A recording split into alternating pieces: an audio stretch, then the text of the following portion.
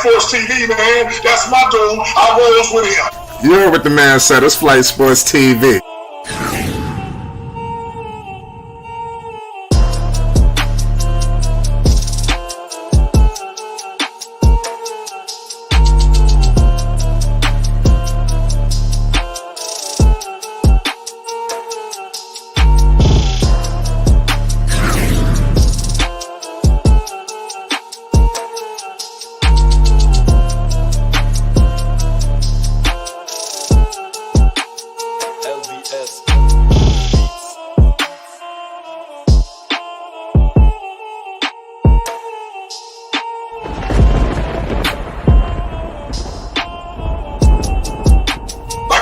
Flight Sports TV, that's where it's at. Flight Sports TV.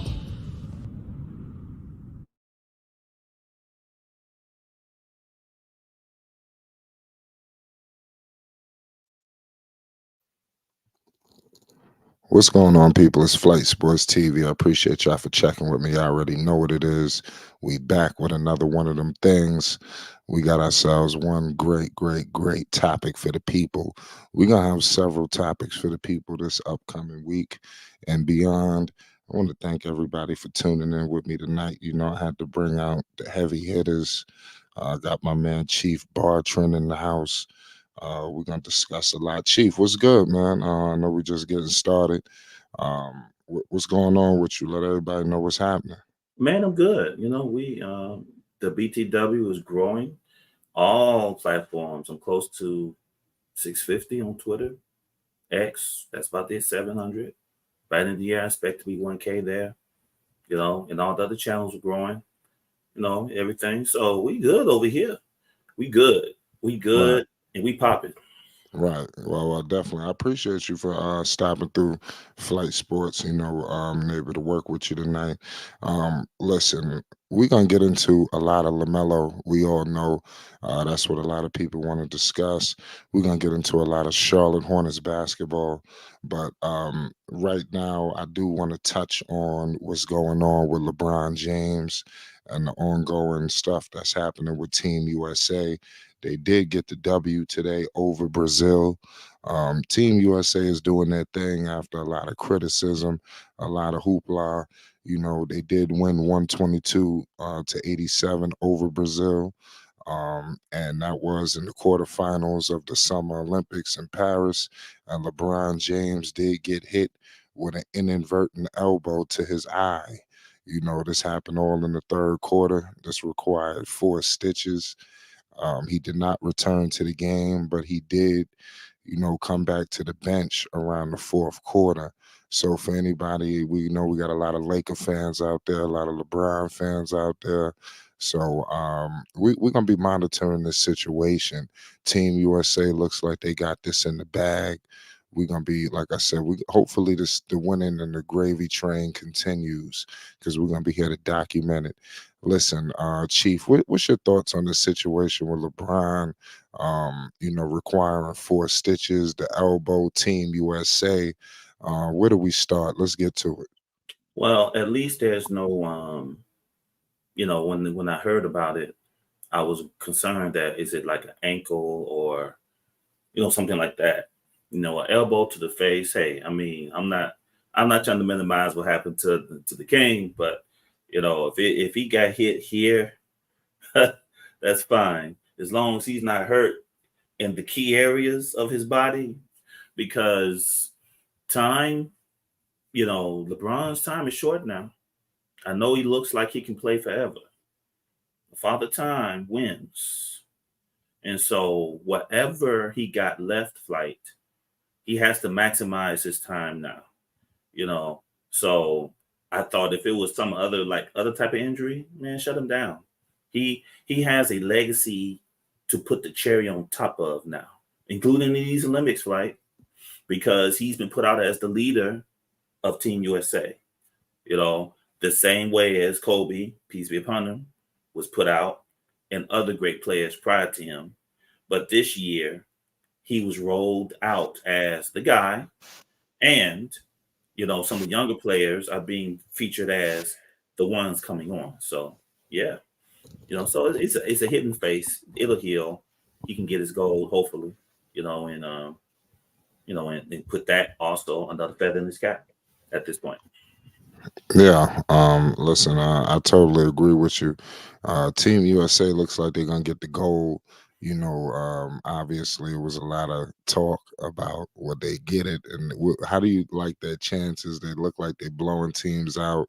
We got teams getting eliminated. What do you think? Team USA got the gold, right? I believe it, unless they just unless they just decide to go on cruise control, and take their heart early, let them know they're playing for silver or bronze, whoever they're playing against. You know, you know, um, and maybe even I think the way it's looking. Correct me if I'm wrong. It is being set up for a Wemby LeBron final. On the silver, France. It seems like France maybe versus USA. So of course that intrigue. There's that intrigue there. Like Wemby go off. Will he do? Hey, it's what it is. Hey, hey, hey. This the chief now. Will Wemby go off in the way that Luka Doncic was supposed to? Because you remember, like, was it FIBA or 4 years ago? I think it was FIBA. There was talk, foolish talk, but there was talk that Luka Doncic can go and beat Team USA by himself, and I was laughing. It's time to slow down. Bring the hype down. I know he's one of the shiny toys, but bring that hype down. No one player is going to beat a focused Team USA. They're going to have a team to beat Team USA. And hey, now, and I have to harp on this. Like, if you would indulge me for a minute, I got to hype on this. I have to harp on this because I've been talking about it on the BTW just about every time this comes up. I am not comfortable. I am not happy with what now, for everybody coming in this chat, don't trip. If there's issues what I'm about to say, this is Bartram's views. This ain't flights. I have to let me just put that out there, put that little fine print out there right quick. In case someone gets offended about what I'm going to say, especially people who are here from outside the United States, right? I am concerned with the method of training, the programs. I am very concerned about AAU. I am concerned about Nike's undue influence in these areas, and I think it takes away from the product because the interest is more in what house you're in terms of the shoe rather than bringing the best players together so that we can really compete and really make it known and make it clear that the rest of the world, you still got work to do. I don't like the AAU system to me has let us down.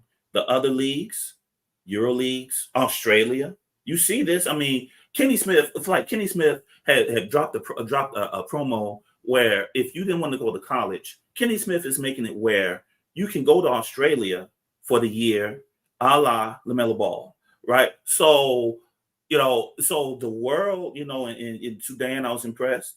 I was impressed with their fight and their grit. They're on the way, led by Luol Deng. We cannot continue to take it for granted that a gold, I'm going to hear it's controversial now, that a gold medal is just something that we'll just grab, considering the talent and the development of talent, which is going on in leagues outside and with Adam Silver, damn sellout, Adam Silver creating this FIBA European type vibe for the NBA, which gives those players who are outside more of a comfort, because he's trying to chase them instead of having them chase us. You know what I'm saying? Now he's talking about doing the FIBA thing, FIBA tournament. It's like, what is this man on? So okay, I had to rant a little bit, so. No, you good. Like I said, LeBron James, for the people that's joining, he did require 4 stitches. The injury doesn't seem to be severe. So, like I said, we're gonna be monitoring the situation. Hopefully, Team USA gets gold. We do want them to get gold, Absolutely. but we sometimes we have to monitor some of the things that could be on the horizon if they, get a little lackadaisical. That's But I right. think they're starting to get things, on one accord. So, like I said, we'll see. Now we could turn our attention and our focus, to the Charlotte Hornets. Lamelo Ball. Brandon Miller. It's been a lot of different, things happening. I mean, there's so many areas where we could attack, but the Charlotte Hornets did put out, I don't know if you've seen it, Chief. They posted something on the social media, on YouTube, basically. It was a documentary, a short documentary, were you able to see that? It was called Real Access Establishing Hornets DNA. Did you see that? What? Of course I saw Oh, it. right. So I definitely want to speak on that because some of my key takeaways from shout out to Thunder Mozart, Jay, all y'all in the chat. Listen, some of my key takeaways was it really focused on some of the younger guys, some of the newer guys. Obviously your KJ Simpsons, and we all know our TJs. So what was some of your takeaways? Were you impressed with the short documentary? Let us know your thoughts. I was absolutely impressed, Flight. Let me tell you why. Last year, around this time last year, hey, if any of you have come by the BTW, we've been talking about this all year. We ain't Johnny come latelys in this, nor are we coming back because all the stuff has failed. Hey, that's what it is. So, the first thing that I noticed when Rick and Gabe took over from Michael Jordan last year was they immediately, before anything else was done, they immediately focused on the PR. That's their first area. And it's smart because the Hornets have been seen as a poverty franchise, a franchise that is not serious, what I'm saying? A franchise that is not interested in winning, just collecting a little money, a franchise who has leadership that is incompetent. It is what it is. Hey, now the people in the house from the previous regime, I'm not attacking Michael or anything else. These are facts. These are facts. You're right. So I noticed that the first thing that the Hornets did was immediately begin to narrate the Hornets, narrate this new vibe, last beast. Now, so in my opinion, this here short documentary is a culmination of all the little things they did all last season, getting the people used to this type of PR. Because they've been doing real access, locker room stuff, the rooks, and other teams have done it. But Charlotte, it's fresh, it's new, and I really, it's entertaining, right? These things help turn the narrative. These things help for people who really are interested in the Hornets' success and really want to see the Hornets now become a part of the real NBA family where they're taken seriously. Things like this help us and help the fans narrate the changes that are coming, right? So, and so I've said all last year, up until my last stream, at the BTW, Tribe Sports Media, hey, shameless plug, to watch the PR. And I will say this here on Flight Sports TV, the voice of the voiceless, Flight, hey, everybody in here, let me stop right quick, Flight. Let me digress. Hit that like button when you come through here, right? If you have not subscribed, subscribe to Flight Sports TV. Flight is on the edge of 9,000 subs. We want to push this platform to 10,000. We want him to have 10 bands. Huh? You know what I'm saying? And I intend on helping make that happen. So if you come here now on the replay game, drop, if you're able to, You know, the Cash App is the Cash App is We'll pin it shortly. It'll be up there. Fly to pin the Cash App, and help support them. Just support the channel, support the platform. Me and you've been here for years, and Flight has been consistent all these years. Continue to support. Continue. It helps. It helps. So I just want to say that right quick. So now this sets the table, Flight, for everything else they're doing.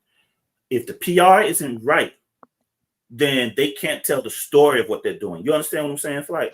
Right. So that has to be first. They have to be able to take control of the story of the Hornets so that when changes are made, we can see it. And then this latest Real Access Hornets DNA, it was talked about. Jeff Peterson was heavily featured on that, the executive vice president of basketball operations for the Charlotte Hornets. He was featured heavily throughout that whole clip. And Locked On Hornets, the real Locked On Hornets, said they had Sam Farber, which one of the media people for Charlotte.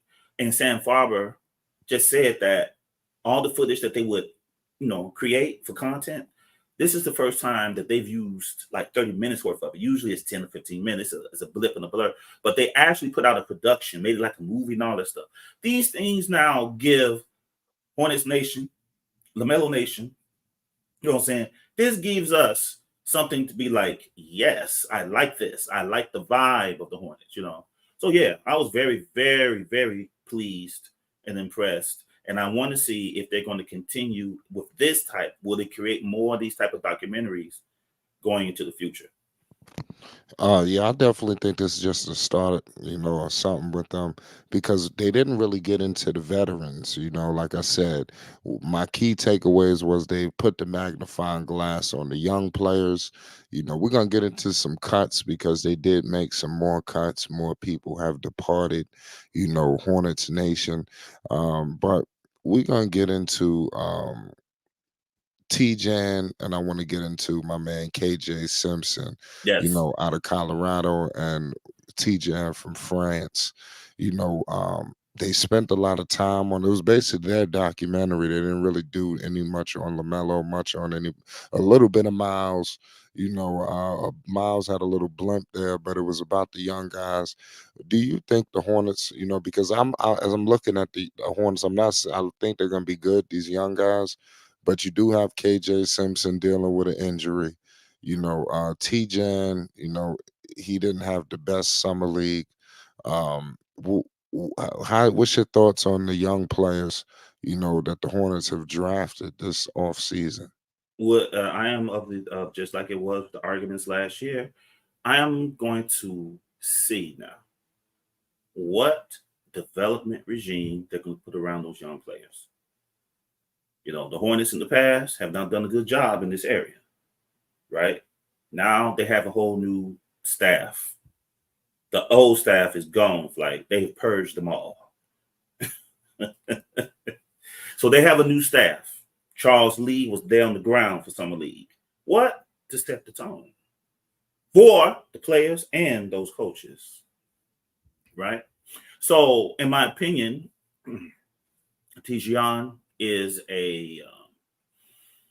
they are playing the long game, raw but high upside game with Tijian, I think. Right now, with the re-signing of Miles Bridges, they do not. Wait a minute. What you say, Mo? That's a nice way of saying they trash, Chief. Yeah, well, I'll call you trash. I'll cuss you out to your face without cussing at all. I'm versatile like that. So, with the signing of Miles Bridges to a very economical deal, they can now develop Tijian into where Jeff has visioned, what Jeff Peterson envisions in him. So we will see how close the reality is to what Jeff Peterson saw. And so because of this, like Jeff Peterson, he was a lot of talk about Tijian. They are invested in his success in a way that is what it is. The previous regime, they had them there. But, it's one thing just to have bodies at Summer League. It's another thing to actually have an interest in taking those players and fitting them in with your vision. So Tijian is on a time schedule. Now I know in this age of microwavable goats, I know that kind of disappoints some people. Oh, now keeping it transparent, 100% flight here on Flight Sports TV. I was not disappointed that Montas fell to my Bulls. I'm just gonna say that right quick. I was happy that Montas fell to my Bulls. I am very pleased with that. Very pleased. Yeah, I know a lot of people talking high on this kid Montas. Hey, Expect some content coming from Flight Sports TV on this kid. I've yes. had the magnifying glass on him. Me and Chief, we might connect on a few things. Just listen, Oh, just we're going to. it's just the appetizer, man. Chief, go ahead. I don't mean That's to it. interrupt. Oh no, the meal. This is the appetizer. The meal's gonna make you full. God damn it! It is what it is. You know. So I'm very impressed with Montas. His energy. You know, he's a Caruso with more talent, man. He's just more talent, but he got that grit. Actually, him, Connect, and Reed, they all got that type of Caruso grit, but their ceiling is so much higher. I'm going to enjoy watching all three of them. So, Miles on a 3-year deal. Dijon is the youngest in the draft. He's 18, 19, 20, 21. And on that clip, on that documentary, Jeff Peterson said, on that documentary, said, he's like this at 18. Imagine what he'll be like at 21, I right? remember that. He said that. Now, 21, 18, 19, 20, 21. That's 3 years. That's 3 years. That happens to be the 3-year deal for Miles Bridges. See, this is why you come to the chief. You know what I'm saying? Because things like this, things like that will get past most people's flight. They won't put the two together. Huh? He said 21. He's looking forward to what he's looking like at 21. Right at the time when it's time for Miles to get another deal. Now, Tijian's doing well. Hey, I'm going to say it here on Flight Sports TV. I'm going to repeat it at the BTW. If Tijian is developing the way they expect him to, the Miles is on the clock. Miles is on the clock. You think Miles Days and Charlotte's number is up to T-John? Bruh. In 4 years, Brandon Miller's due for a $300 million bag, bro. Yeah, these contracts getting expensive. Whoa, wait a minute. You know, excuse me. Tatum and Brown, $600 million, bro. What? They're gonna get, and with this new TV deal that they have with Amazon, you know, and the NBA is going to streaming and all this other stuff. They're looking to collect, right? Brandon is going to be due for a $300 million bag, and if LaMelo cooked the way he should, then LaMelo Ball is going to get another $300 million bag on the re-up. You see what I'm saying? If LaMelo's cooking, then hey, Dex, what's up, baby? What's good, Dex? That you there? I'll keep going. Oh, okay. Yes. Mic check. Mic check. 1, 2. What is this? They don't know about that, Dex. Okay. Yeah. What's up with the fam? Yeah, I know. Yeah, I know what's up with that. What's that? Is that Tribe Called Quest? Fife, baby, Fife Dog. What we talking about? Fife Dog. Yeah. Tribe Called Quest. Yes, Fife Dog. Yes. The low end theory. Low end theory. That's right. Yeah. One of the classic I'm albums. I'm on it. Who are you? The Boulevard of London. Yeah, nigga. That's right. Yeah, but yeah, it's interesting. Yeah, I'm just here for it. You was doing your thing, Martin. Let me finish. I'm just gonna make this one point, then I'm gonna yield. I think that and I know this may disappoint, you know, but if he does well, which I believe he will, the Hornets can do something with LaMelo Ball that's very special in Charlotte. I'm talking statues. I'm talking the greatest Hornet ever. I mean, those things are possible there, you know, where he will be the one that really put the Hornets back on the map from the days of the great starter jackets and Grandmama, and you know, but this is on another level, and he's going to get paid a good amount of money for that. So where's the money? And Mark Williams is due for some money next year. So where's all the money gonna come from? And that's in a market like Charlotte. So somebody is going to be the sacrificial lamb. I believe that's going to be Miles Bridges. I think Miles' purpose now is to continue to raise his value, continue to be a good soldier, know the issues off the court. You know what I'm saying? Fit in where you're supposed to in the Hornets, and Rich Paul can arrange for him to see if he can get a larger bag, because 75 wasn't. I know that 75 wasn't what Miles wanted. I know that Miles before he fumbled the bag, $174 million on the table for him. So that's a huge that mistake he made cost him dearly, in just in reputation and money. It cost him dearly, So and the damage done, unfortunately, in certain parts of it is irreversible. He's done. That's him. That's his label. He's done. I feel it's unfortunate, but that without. Young men, you learn sometimes you have to learn those lessons, and sometimes you do certain things that go with you. It is what it is, So I think that I think Miles is on the clock once if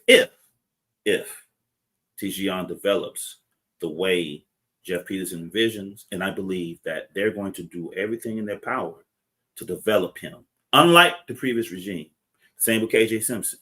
They're going to really invest in developing their guys, because they've purged everybody else.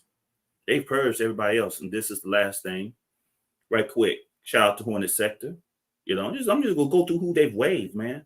Bryce McGowan's waived. JT Thor waived. Davis Bertans waived. Reggie Jackson waived after getting a deal from Denver with 3 second-round picks, right? Alexei Pokuchinski waived. Waived Seth Curry, but brought him back on a different kind of deal. Seth Curry has been on the sidelines, flight and decks, for some of the season, doing actual reporting. So I think that Seth eventually is going to slide over into the press area. Once he retires, I think Seth can play as long as he wants. But once he's ready to retire, I think he's going to slide right over and be a part of that crew with his father. I believe that. And because of the culture they're developing, they have brought on oh man, why my man? Not short point guard, man. I don't know why I can't think of him. Kemba Walker. They brought Kemba Walker on as a coach. I thought that was an excellent move to bring him into the fold like that. And I'm hoping to do that with other Hornets. That way you create legacy. Byron Davis has been in the building. Now, these players now give a sense of what? Legacy to LaMelo Ball, particularly as the point guards. Now they're handing it over to LaMelo to what? Take the legacy higher. Let me see. Ended Marquise Vogel's 2-way contract, renounced the rights of Mari Bailey, obtained Tebe, Devontae Graham, second-round pick for cash, and then waived Tebe. You know what I'm saying? They got Josh Green for 2 of those picks, signed Seth Curry, signed Taj Gibson, your boy, New York flight, signed Taj Gibson. I thought that was an excellent signing. Signed Musa DiBiase, signed Okotijian Salon, signed KJ Simpson, and then signed Miles Bridges. Well, since you giving up all of the people that they waived, you forgot the most recent one. I was gonna save this one, but they waived Leaky Black. Oh yeah, that's right. They waived Leaky Black. I was surprised. Yeah, that's the most recent one that just happened. I was surprised.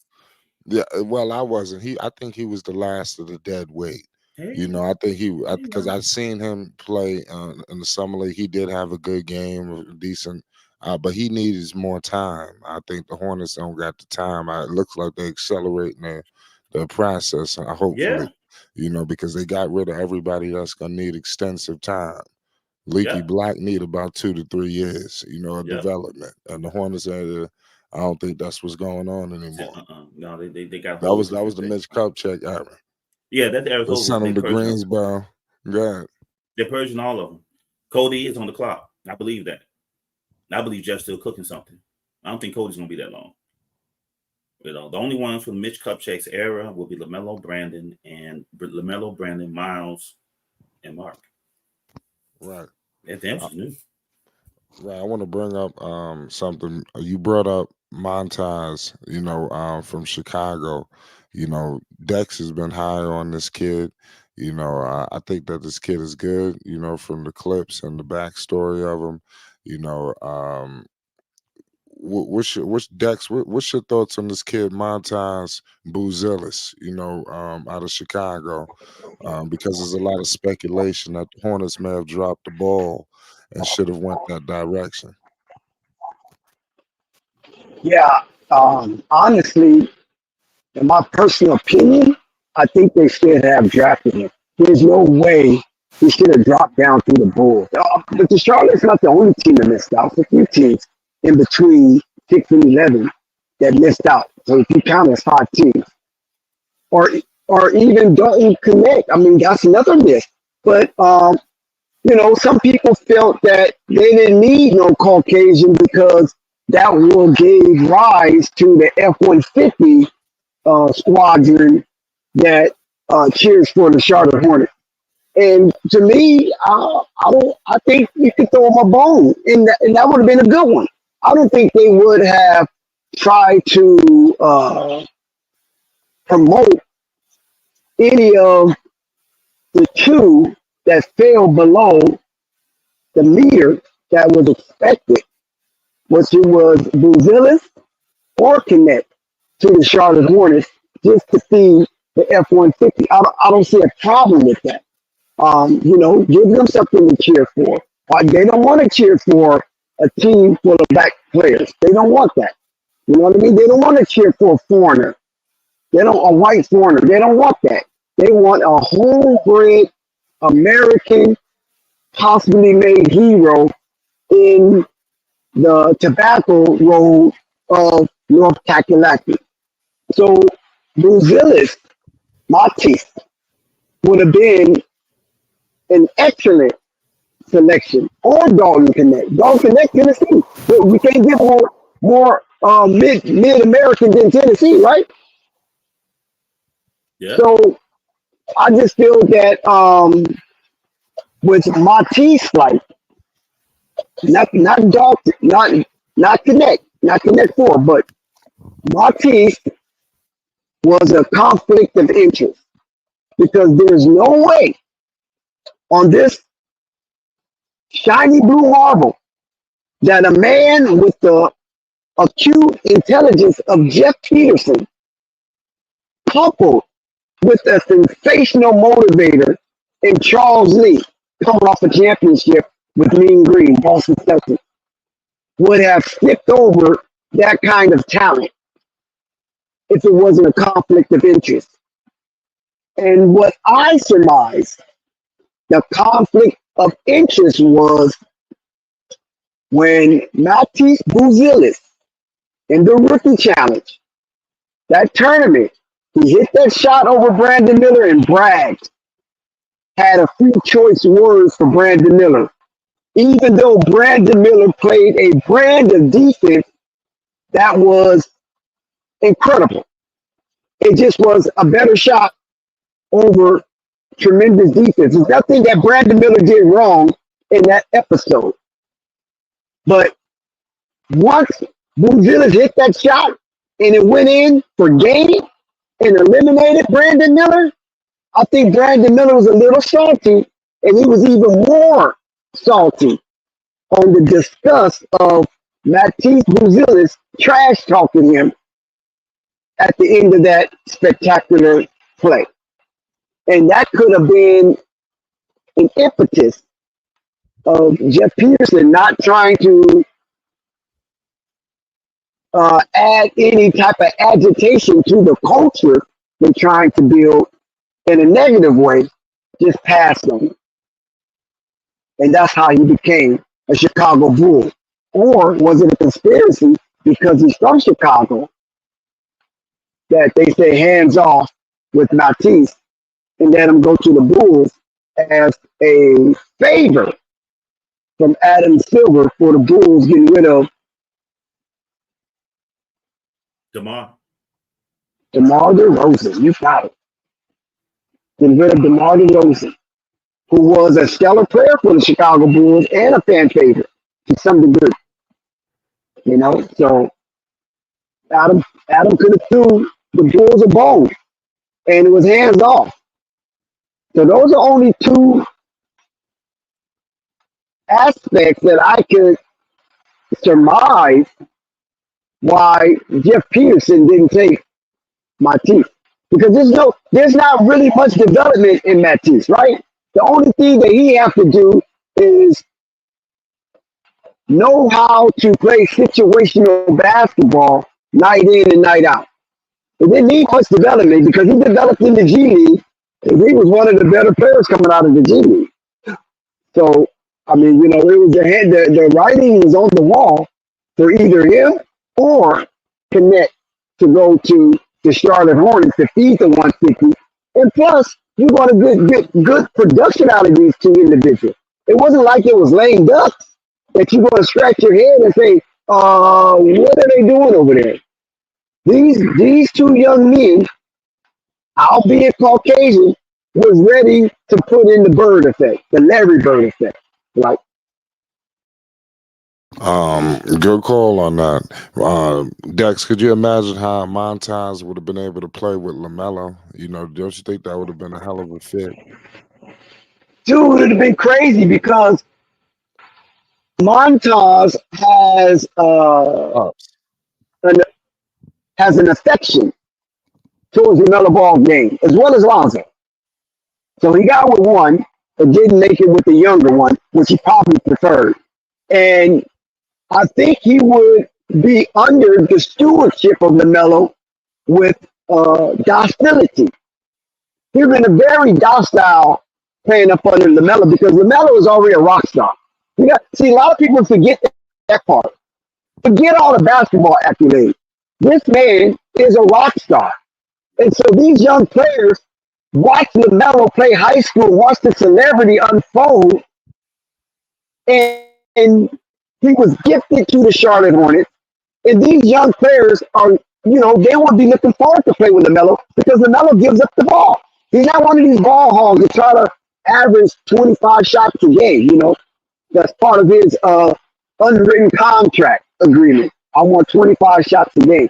LaMelo's not pegged on that. So if he was able to be drafted by Charlotte, and Charlotte got their guy, they got their guy so long.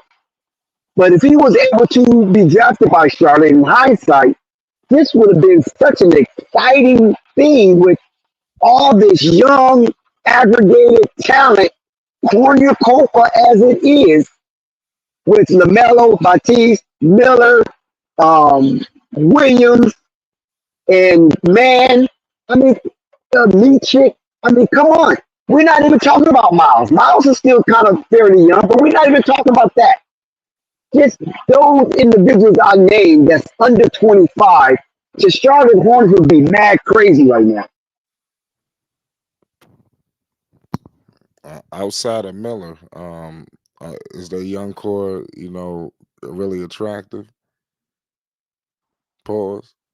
If Mark is healthy, see, a lot of people, remember when Casual was debating Big Al, and I think it was Spike Lee about the importance and value of Mark Williams.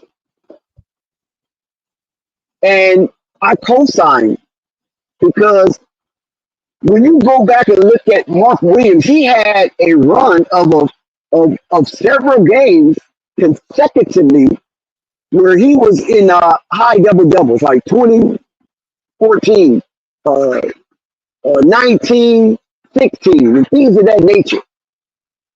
This is what the Charlotte Hornets need. And he did it effortlessly. It wasn't like he was hustling, bustling, getting people away, knocking people over, messing up sets to try to get his due. He got it on the pick and roll. He got it in the grit, in the grind of the restricted area. And he was playing like he wants to get it how he lives. They didn't really draw any plays. It was optional for Mark Williams. Everything was optional. It wasn't like designation Mark Williams. So when you have a player of that ilk that could produce on such a high level when healthy,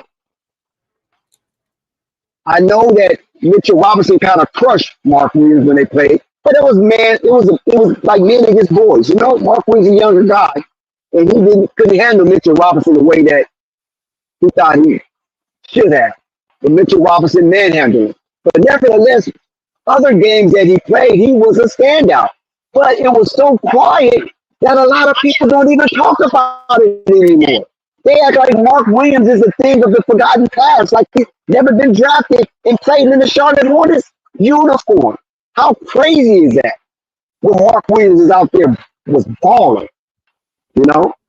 And now that they have a coach that can direct talent into more of a targeted space and situational basketball, unlike Cliffy, was just out there watching these guys run up and down the court like gazelles without much of direction. I think Charles Lee is going to formulate a format that's going to be so crisp. You're going to think the Charlotte Hornets were contenders in the Eastern Conference. Like, what you think about these statements, Chief? The Dex is spewed. I I agree. why I not think. spew, espouse. It's a difference. Hey! I wasn't. I ain't gonna tell Don't about that. don't do her rhetoric and spew. Well, you know what I'm at. I think that that's one thing that we talked about a lot last year. Was Mark Williams going to be the Tin Man or the Iron Man at center? And we want more of an Iron Man from Mark. He's a young big, you know. So certain things come with experience, right?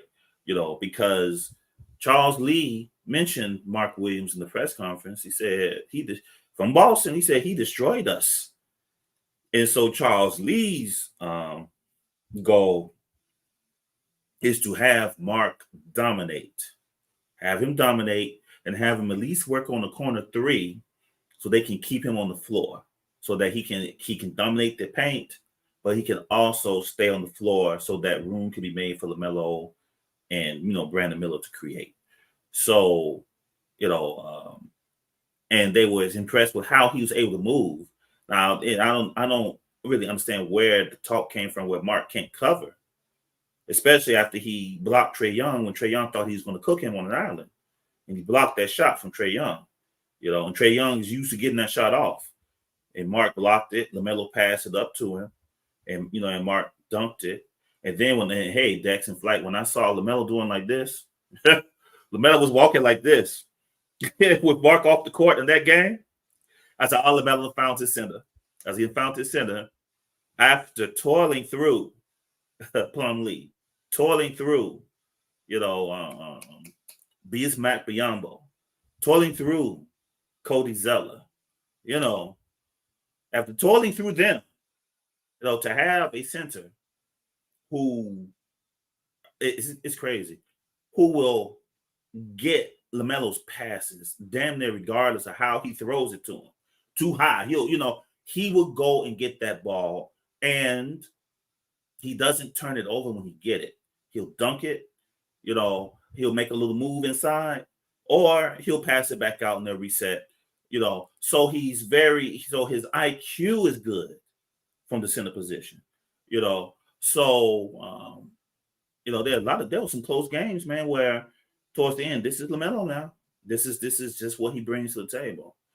There have been close games in the fourth quarter when LaMelo was playing last year, where you would have thought that he would have took that shot. LaMelo tossed that thing up to Mark, and Mark got the ball. So as long as Mark knows that LaMelo's going to look for him, then Mark will continue to play the lunch pail center role, which is what he is. He's not flashy, but for this team, it doesn't have to be. He's a lunch pail center. So I agree. The key will be Mark Williams in terms of next year. If Mark can stay healthy, if his back issues are behind him or manageable, depending on how it goes, then you're going to need Mark Williams in this East. You're going to need him in this East, especially with what Boston going on, your New York Knicks flight, especially what's going on there, Philadelphia with Embiid. You're going to need someone like Mark Williams to even with Giannis, you're going to need a Mark Williams. Without a Mark Williams, bigs will be able to do what they want to do to Charlotte, which has been the problem since LaMelo's been there. Rebounds. Charlotte was out rebounded under the Borrego era. Out rebounded, out muscled. So yeah, I'm liking that. I'm liking it. And they're going to add to his game where he can pop, which will add another dimension to his game. I think Charles Lee want Mark to pop as well as roll. Now it's about Mark understanding when to roll and when to pop when he's on the other side of Lamelo Ball or Brandon Miller. So it's interesting times, man. It is very interesting times for the Hornets. Yeah, I'm with you there, man. I hope that they get it all together. It seems like the first time that I've seen that, it seemed like they got everything together from ownership, management, coaching. I just want to hope that this translates, to the court. That I think that. What do you think about that? About the translation? Because it should look good, but it been looking good, every off season, right? But what? How's it gonna translate now? I'm gonna say something very controversial. I really wish that Jello Ball had this. I wish he had this. Yeah, year. especially the structure. What? I think it would have benefited him big time to have this. To have Charles Lee on him, the way he was with Nick, he could Jello. Hey, this is how you close out. You don't have to be the quickest. You got your body. It's so that was something I thought about. In the what if scenario. Look at what they did in Summer League, right? I mean, they were hustling. Everyone had a role. Nick looked lost last year. Nick Smith Jr. looked lost on the court last year, chucking shots. Brandon didn't have such a good Summer League. They didn't look organized. Camp didn't look like he organized them. Whereas this year, it seemed like everybody knew what their roles were. Everyone knew what the plan was. Nick was on fire. His confidence is now up. You saw clips and videos of Charles Lee there. With respect to Steve Clifford, it's just there's certain things that Lee, as a young 30-something-year-old coach, can do that Steve can talk about. He can describe, maybe have another player demonstrate. But when I saw Charles Lee there, when they passed Nick the ball, and Charles Lee was already in the crouch position, showing Nick, okay, you got the ball. What you going to do? We want to crowd. We want to take away. We want to create pressure. We want to make them rush. And this is how you do it. I hear, the move is fine, but I need to hear more of this. You aren't talking enough. He did that with the Summer League squad. It's like, if you're going to play for Charlotte, regardless of where you fall, hoping for a G League, hoping to display yourself for other teams, whatever it is, there's a certain way, a certain DNA and culture that you're going to play with, or else you're not going to play in Charlotte. It is what it is. It is what it is, right? Yeah, it seems like they're establishing that. Like, you will get put up out of here. Yeah, quickly. Yeah. Bryce, don't get comfortable. Yeah, they let Bryce play. Gone. You said Bryce? Yeah, Bryce was let go, but they let him play. Yeah, that is true. That was crazy. And they let him play, and then he found his way to the Portland Trailblazers with school. Yeah, I like how they move. I hope they all get it together. Ain't no word on Bouknight. Book is done. Book is going to go overseas, right? What the hell is going on with him? That's crazy. It's the mentality combined with what was going on in Charlotte, and also certain voices that were in his ear that he allowed to have access to him. I think influenced him also. You know what I'm saying? Everybody got picked up but him. Even dude, what's his name? Ty Jones. And then I bet you JT Thor get picked up next after the shit he's doing with South Sudan. What? Somebody's going to see it and say, we can do it. Someone's going to grab JT Thor. It's just a matter of time. Someone's going to, these GMs are arrogant. They're going to say, Mitch failed, but we can do what Mitch didn't do. We'll make JT Thor our project. And hopefully he'll he'll get a second chance, which I think he will. He just again, their development, the development is a key thing, especially with players. Steve Clifford said from his mouth in the last press conference, right? He said players who are coming in right now, it's not like it used to be, because players in the past used to do at least 1 or 2 years in college. Now players are coming in damn near straight from high school into the NBA with a quick one and done. And and unfortunately, because the fundamentals are not being taught in some of these high schools in this AAU system, then they have to. Each team has to have a good development regime to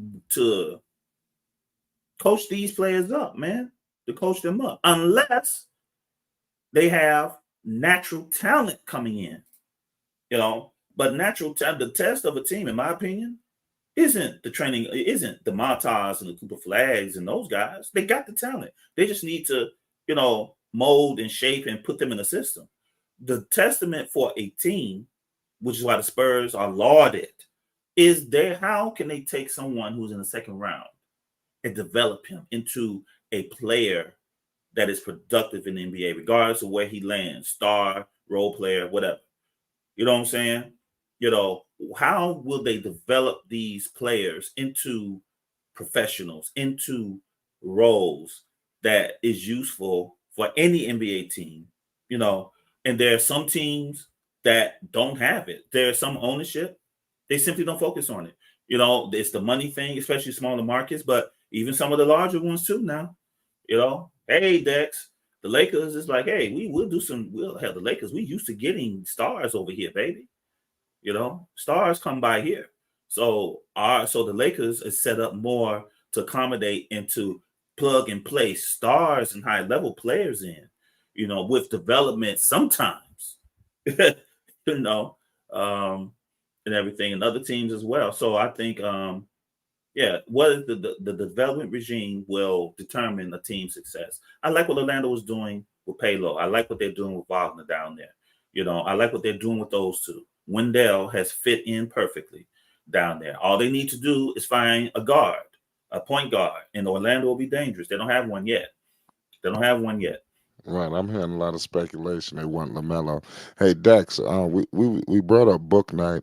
Why it seemed like it's a lost cause for Bouknight, but it seemed like all the other Hornets are getting picked up. What the hell is going on?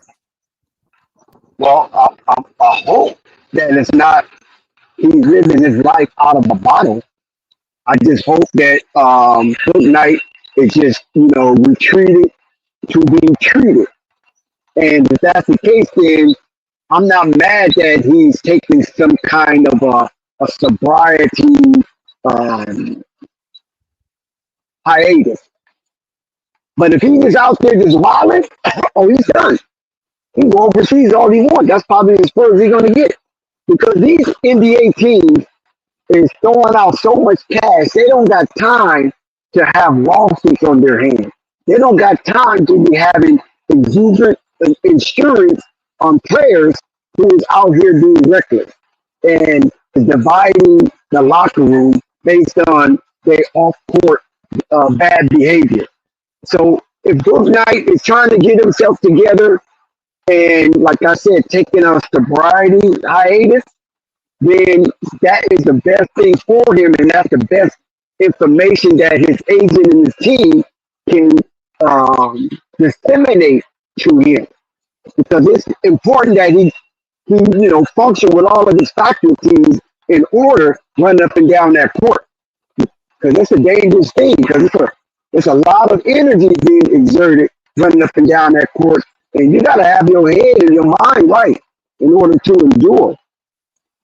So hopefully that's what Bouknight. I wish the best for him. I know you went down knocking on the Spectrum Center down in Charlotte looking for Bouknight. Classic material. That was hilarious. Oh my God, that was classic material. Oh, that was hilarious.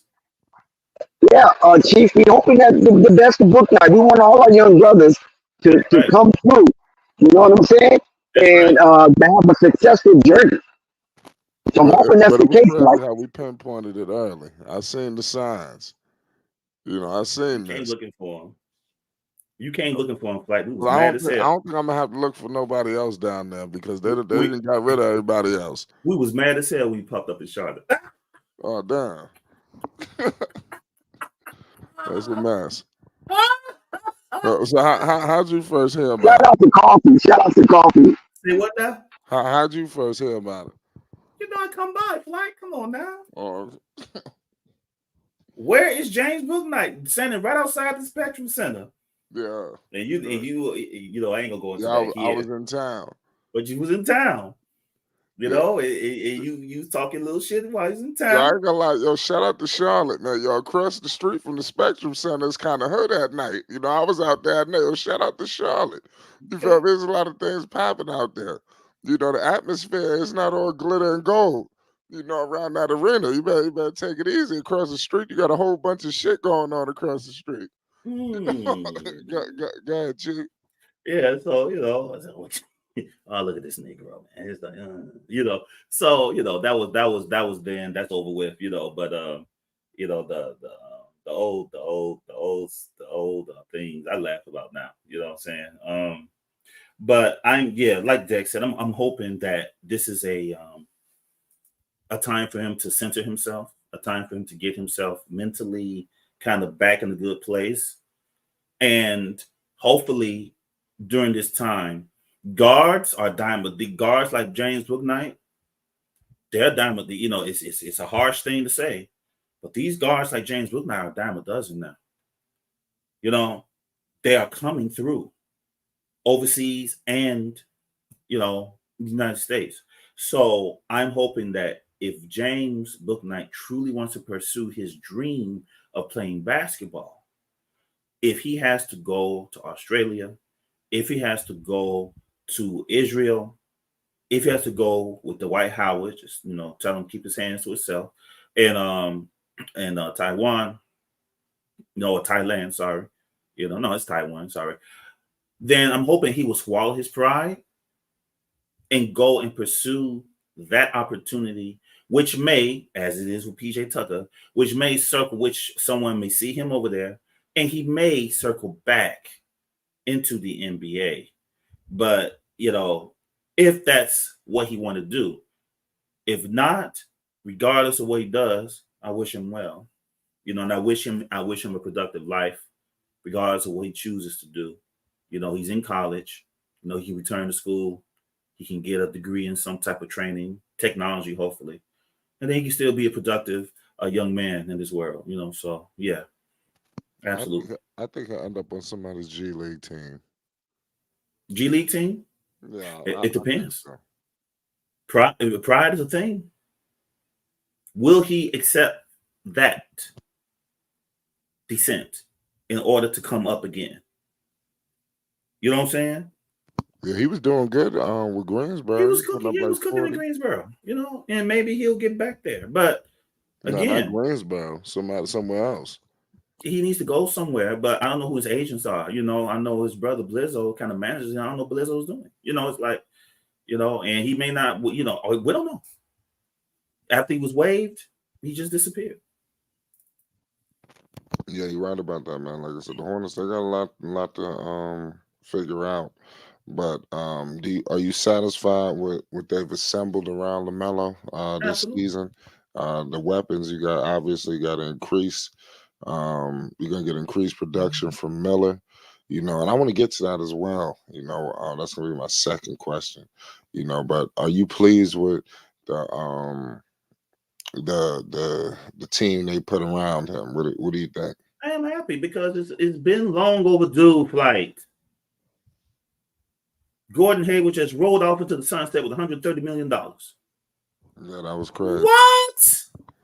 Yeah, he should have stayed with Charlotte. Excuse me? He probably would never retired. You see what? They ain't want to leave Charlotte. No, hell no. Charles he was got the boot put out the league, retiring. They let his ass go. No.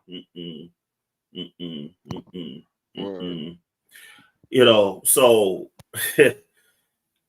all of that had to be moved out the way. Terry, PJ, all those players talk this year finally on the other side of a bag now, and that's their fault. It's their fault now. because they should have done this earlier. But as they say, it's better late than never. It is now LaMelo's team. They are building a team around his skill set. LaMelo plays with pace. Jeff Peterson and Charles Lee talked about it. They want LaMelo to play with pace. So if you have a pace player, then you got to have players on flanking him that can play with his pace. Who like to get out and run. So on that alone, the Hornets had to go young, Flight. Old players, I mean, it's what it is. I'm not trying to, offend nobody. Slow down. The Hornets is not a slow down team. They're looking to run you out the building and play good defense. So of course, Miles coming back. That's more of a security blanket. Brandon Miller is there as the second creator with LaMelo. Therefore, if there's too much attention on LaMelo, then Brandon can cook and vice versa. You got Mark Williams, the perfect center for a point guard like LaMelo Ball. Not saucy. It doesn't have to be a Wemby. LaMelo Ball, if you even in his days at Chino Hill with Eli and Big O, man, LaMelo plays well with lunch pail centers. Centers who know where to pop on that pick and roll. Centers who like to catch lobs. Those are the type of centers that play very well with LaMelo Ball and centers with good hands. So they have that with Mark. And now with Josh Green, they have a nice 3-and-D type guard, 2 or 3, depending on the matchups, where Josh Green doesn't need the ball. He'll spot up for a 3, and he can hit it. He'll cut to the basket. He has somewhat of enough athleticism where if LaMelo tosses it up to him on the back door, he can dunk it. And if he has the ball, he can make a good play with the ball without dominating the ball the way Terry Rozier did. The way Tebe did. So yeah, the team is built around his skill set. And then off the bench, for the moment, you got Vasa, you got Trey Mann, you got Cody again for the moment. You got Grant Williams, who is the glue of that team, the culture of that team. You got Nick Richards, you got Taj Gibson, and you got Kemba Walker. So I like this. I like what they're doing. Now, Jeff Peterson said in a piece that was put out today, he said, in terms of like expectations, in terms of where can this team go, Charles Lee said, take it day by day. We're not getting into, Jeff Peterson said, take it day by day. He said, when you start trying to predict out, that's when you get in trouble. He said, the only thing I want is that, that there is improvement the next day. We're doing this day by day. That way now, the management of expectations is important now. I think they'll do very well, but I wouldn't be angry if the Hornets fell into a Cooper Flag or a Zion James, or just to continue to add to the talent, the young talent there. I wouldn't be mad at all. There's between these next 2 drafts, every team should get better. And this will usher in the new youth stars as LeBron, KD, Steph, Kawhi, and the other players are going to begin to age out. And then you'll have Joker and Giannis and Embiid kind of holding it down a little bit. Jimmy Butler still may try to get a ring. DeMar in Sacramento, he may try to get a ring, because they're on the clock, especially DeMar and Jimmy Butler. They're both on the clock. And Paul George as well. Those 3 are on the clock. They need to get a ring, or else they'll be great players that never won a championship, So, oh yeah, it's an interesting time for the NBA. Yeah. I want to ask you a question about Brandon Miller, because it seems like the pressure is like getting immense and the expectations is getting out of this world. Everybody's got Miller just, skyrocketing this upcoming season. Do you think expectations need to get slowed down a little bit? Or do you think, what's your thoughts on all this? Is it going to be too much pressure on him? Because that's what I'm saying. Is it even realistic at this point? Because people expect, I'm hearing all-star shit. It's getting crazy. This is his second season in the NBA. Obviously, we should see a jump But what the hell? What do you think? Look, like they put him on the USA select team, bro. That raises expectations. When you're as a young player are now beginning to be put in those circles where now he is playing with the great legends, getting them ready for the Olympics. Now a pipeline is built to move him into the Olympics in 4 years, and he looked pretty good. When we saw, Brandon looked pretty good now. Playing in that select and playing in USA Select, he looked very good. He was, trial by fire. He was tossed into the fire with Charlotte, and he embraced it. He got better and better every game. And that was under Clifford's tutelage. Charles Lee, some of the expectations is like, look who's handling him. You know what I'm saying? You can argue that if it wasn't for Wemby being in the same draft as Brandon Miller, you could make an argument for Rookie of the Year for Brandon Miller if Wemby wasn't there, even over Chet. You can make that argument. You could, not by wins and losses, but just by Rookie of the Year is judged by more like what they've done, what they've produced. So if the Hornets are cooking next year, talk about All-Star. I wouldn't be surprised I wouldn't be surprised. Now, we have to control hype. We definitely have to control hype. I don't like, and it's just unfortunate in today's NBA because it's social media driven and everybody wants everything right now. You lose the beauty of the journey when you want him to become this great Paul George clone by year 2. Some of that is Adam Silver's meddling. I'll just be honest, because the NBA is story driven, narrative driven, to collect the interest of the people because we have many options now, with a touch of drama. Drama is good for the NBA. Adam likes it, So now that LaMelo's back and they're beginning to roll LaMelo Ball out and Brandon Miller, Woj glazed Brandon Miller and LaMelo Ball in Summer League, glazed them both. I was very surprised. I didn't know that Woj had that in him. Adrian Wojnarowski, an NBA mouthpiece. Other NBA mouthpieces are now beginning to talk up the Hornets. One of the things I'm going to be talking about and watching is how the national mouthpieces begin to narrate LaMelo Ball and Brandon Miller. I'm curious to see how that's going to go as a sign of what Adam Silver's plans are for LaMelo Ball and Brandon Miller. And honestly, Nike's going to get over it. Puma's in the house now. The shoe politics cannot interfere with giving LaMelo Ball the due he deserves because they don't want Puma in the house. They messed that up. What do you mean by not letting Puma in the house? You mean like the shoes? I think a part of the reason why LaMelo hasn't been put on some of these teams is because he's a Puma athlete. Nike has that thing on lock. Adidas is barely in there.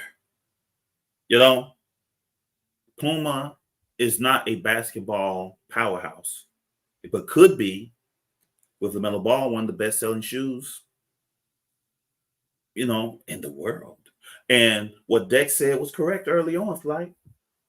LaMelo Ball not only has a local appeal, he has an international appeal. Tijian just said in the press conference that he used to cut his hair like LaMelo Ball when he played in France. He got a haircut like LaMelo Ball. He said that, So he, wait a minute. What'd you say, Thunder? Shoe politics is strong. I can't stand it, Thunder. Not even the all-stars like Kyrie and Jaylen Brown because they mad over their politics and their strength in certain social issues. They don't want no a whole bunch of Mahmoud Abdul-Rauf running around in the NBA. They want NBA players that are non-controversial and easily consumable players. That's what they want. Consumable, non-controversial players. And if there is an issue and social issues with it, hey, I'm gonna say it. Hey, now don't get mad at Flight or Dex. I'm gonna say it. They want to put them in this woke, left-wing woke bag, and you can stay within the confines there in terms of when Floyd was going on, and and other things that was going on, by Adam Silver's rollout of that, even complete control over even how the players express their disappointment with certain things that are going on in the larger society.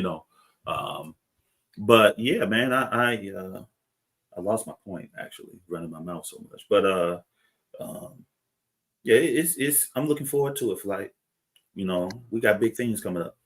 Yeah. So what's going on? What you got coming on this week, man? Let everybody know what they can expect from the BTW. What you got cooking? We're going live tomorrow. I go live Sundays and Wednesdays, so we'll be going live tomorrow. We're gonna talk about the Heens. Lamelo calls himself Heen. So we're gonna discuss Lamelo Ball, Anthony Edwards, and some of the young players coming up, even the influence of the Olympics. Anthony Edwards now will have a gold medal. Tyrese will have a gold medal. Regardless of how we think of these players, they are now being rolled out as the next generation. And so we're going to discuss the next generation of players. Where does LaMelo fit in those rankings? And what will he have to do to be talked about once again in that group of great ones? And how the landscape of the NBA is changing in terms of how stars are put together. They don't want large markets dominating this thing anymore, especially if they plan on adding 2 more teams in their expansion. Right. You hearing about that? How far certain is that? What you in Vegas, Seattle? The money, baby. The money. They just made this deal with Amazon. That's what that's all about.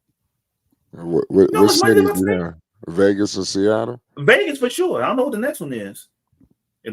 LeBron, LeBron is already putting a group together for Vegas. Yeah, I know they want Vegas. Oh no, LeBron gonna fool around, retire, and go straight into ownership. Yeah, that'll probably all be hand in hand. Yeah. Shit, did you see? I know Dex would probably be better at this question, but I was gonna talk about the Intuit Dome. I was looking at the new Clippers arena. That inside looked crazy. You saw it? Yeah, I was impressed. Look, you got to make an experience. You gonna say something, Dex? Yeah, that arena is. I was saying that's the Feds building.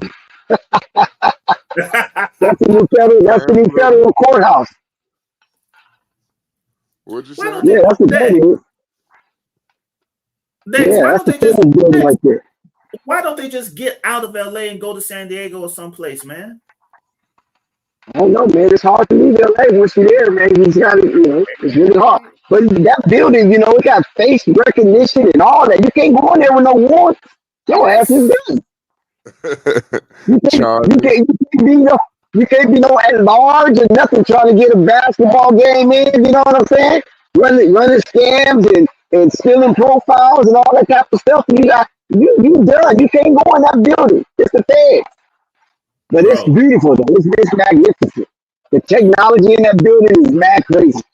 Nice. He says magnificent. Bro, I heard that. Hey, Dex, I heard that they even monitor your engagement in the game. Like how many times you get up on the screen. Yep. And if you do good, they'll send you something. That's crazy. Every seat look AI good. Is crazy, right? Every seat look good though. Paul. Yeah. And it's cushy seats. I mean, listen, they put it together. I mean, they're gonna make you comfortable when those people come tag you out the seats, come out, we've been looking for you. You know what I'm saying? We had an APB out on you for credit card fraud. Hey, man, that is crazy. I'm just saying the AI technology in that building is crazy. It's like a spaceship. It's like the mother plane. Nice. You know what I'm saying? It's wild and crazy. I will be in there. I will check it out. I don't have no warrant. I don't have no secret indictments on me, so I can go put my face up in there and have access. Let's do a facial scan. Dex, I have a question right quick, Flight, if you don't mind. I have a question right quick for Dex, if you don't mind, Flight. How do you see the betting area for the Hornets going next year with what's going on there? Do you see that Vegas may get it wrong and we might be able to collect a little bit? Well, I'm telling you, Vegas got the Charlotte Hornets at, I think, 32 wins, I believe now. Okay. It was 35, now 32. So I don't know what's going on with Mark Williams, if that had anything to do with the odd makers lowering expectations for the Charlotte Hornets. I haven't checked in like a couple of months, so I don't know where it's at now. But Okay. they don't have Charlotte doing too well. Interesting. Okay. I was just curious. Nah, man, I want to say. What you say, too? As I was thinking about, jumping into it. Although I don't, it's a thing about. I mean, listen, if you're going to do anything, if you're going to lay any skin on the Charlotte Hornets, you got to take them over. You can't never take them under. Okay. So I would go, if the mark is at 32, I would say, yeah, they're going to win 33. Now, I don't know if they win 40, but I think they can win more than 32 games. Okay. With a healthy Lamelo Ball. A healthy Lamelo Ball, you got a vengeful Miles Bridges, absolutely, who feels he's been shorted, so he's auditioning within the year, and hopefully somebody can grab him and extend him a little further. You know what I'm saying? So he's auditioning. Grant Williams is tired of hearing that the Dallas Mavericks got better once they traded him to PJ Washington. So he's furious about that. And LaMelo Ball is on a revenge tour as well, because they say he cannot stand upright for more than 17 games. Yep. So he has something to prove. And what I was told about LaMelo Ball is stronger than ever. So and he got a couple of added to his game that will increase his players' output. So I would definitely take Charlotte over, and I would definitely put on some player performance on LaMelo Ball, because you said it. You cracked the code, Chief.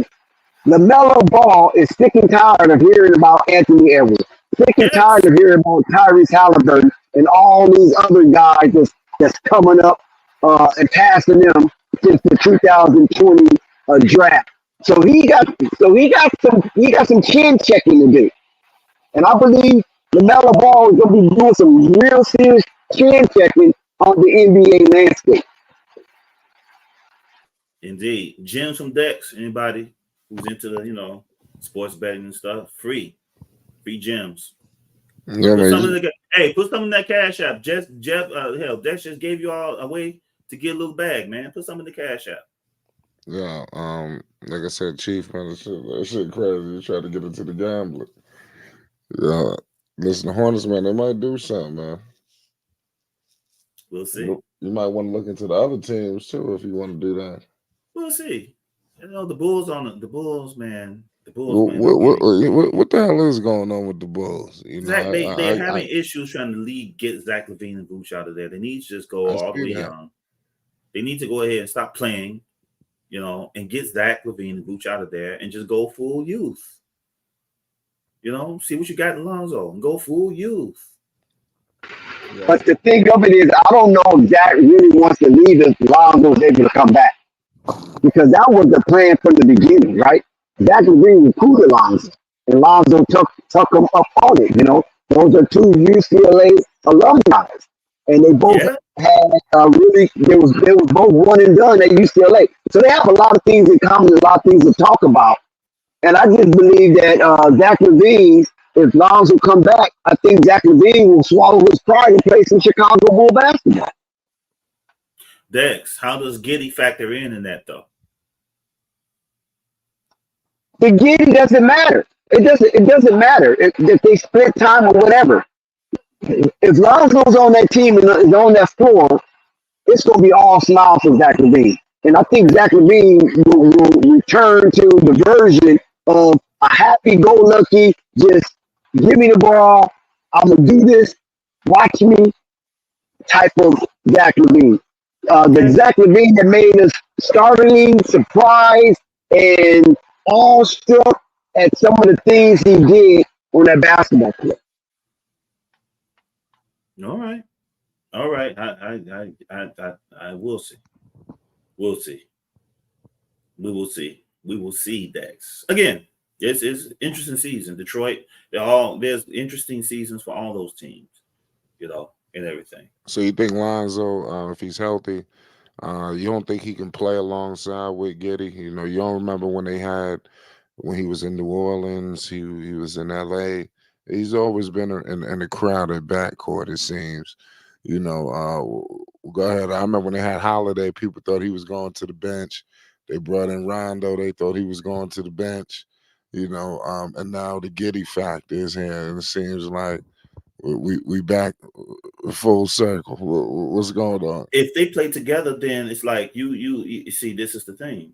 That's a lot of IQ, Giddy, man. come on, Giddy, Lonzo, Levine, Matas, Vooch, Kobe White has all but openly said that he's looking to start.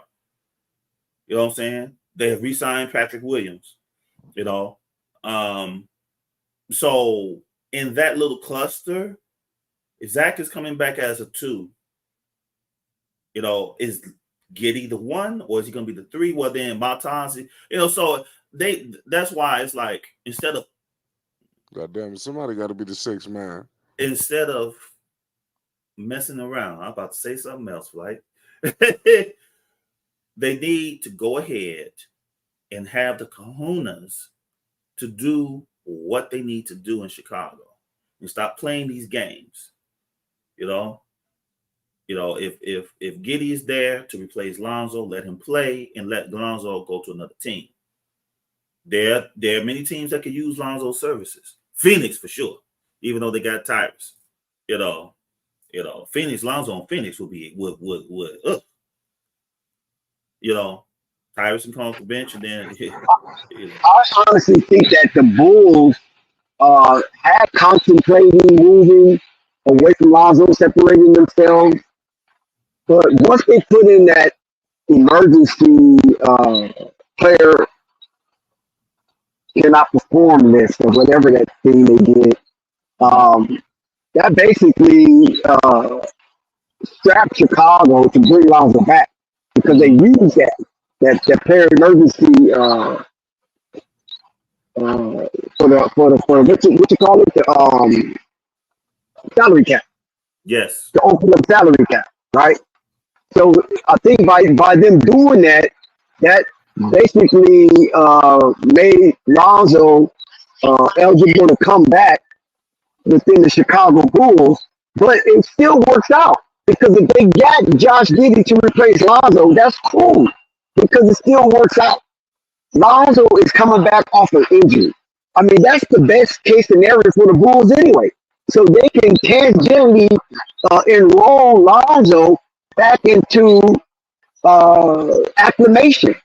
Because if he came back, if Lonzo wasn't injured and they got Josh Giddey, okay, yes, that's writing on the wall. That's obvious.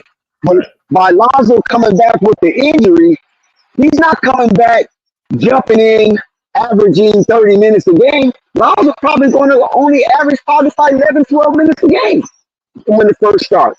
And then once they see how this mesh and how the integration will be, then Billy Donovan will have all of the power to use this variety of talent that he got up at the guard section and make something happen. Because if he can't make something happen with all these guards, this cornucopia of guards, then something is wrong with Billy Donovan. He's not the guy to lead the Bulls in the future. Yes. Yes, and he is on the hot seat. He is. AK is too. So.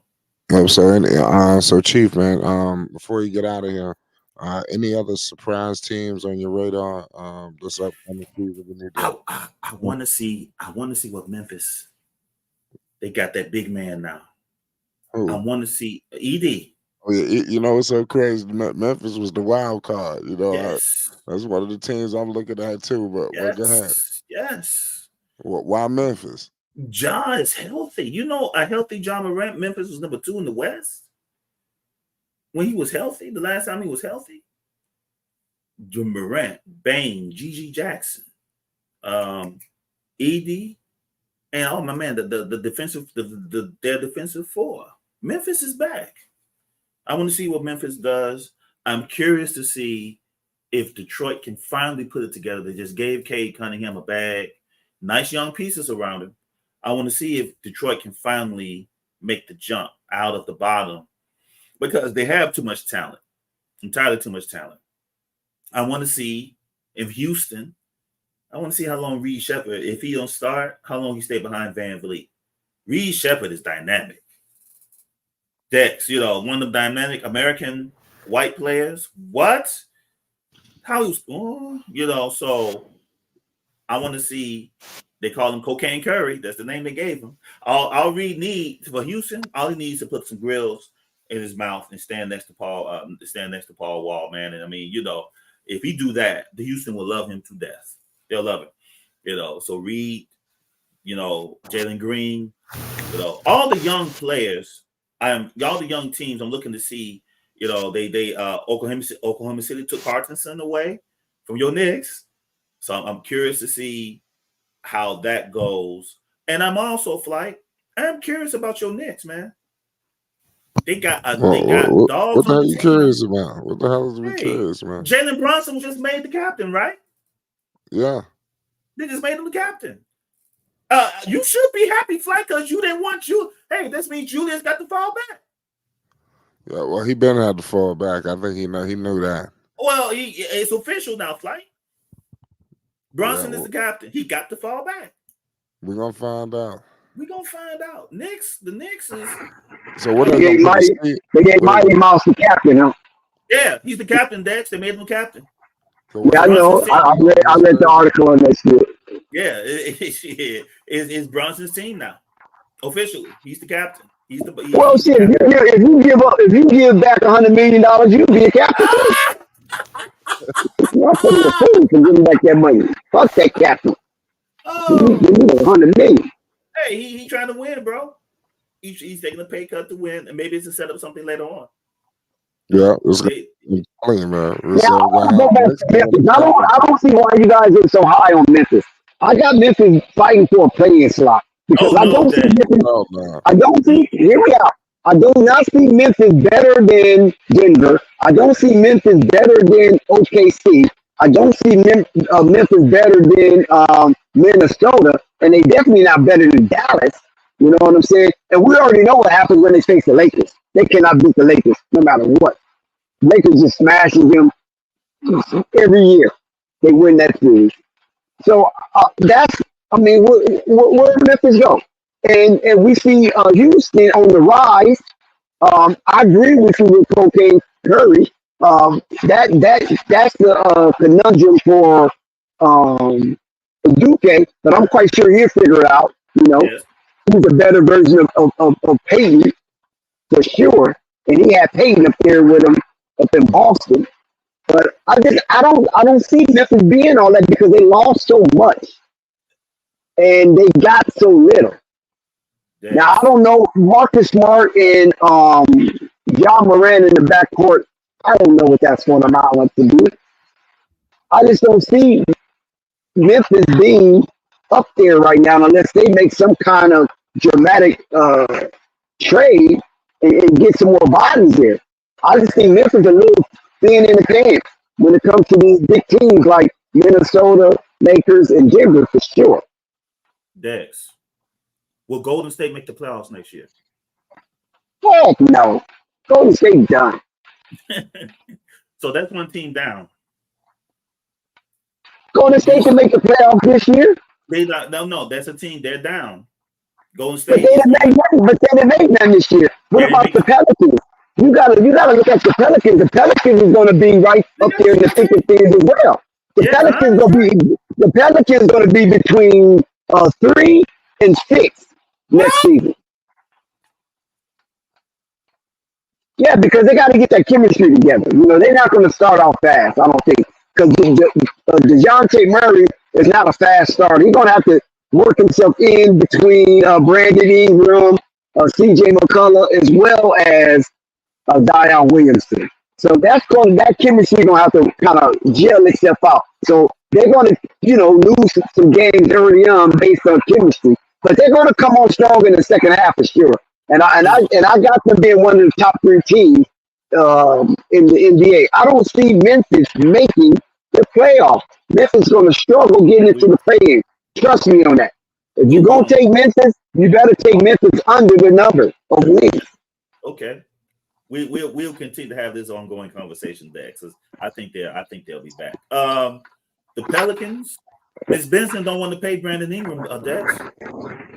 But he's still in uniform. Until Brandon Ingram is in another uniform, I will change my stance on the Pelicans because he is an integral and one of the most valuable pieces on that team aside of Zion Williamson, and that's obvious. And Zion is right now. Finally, he's right. He'll put Mariah behind him. He's right.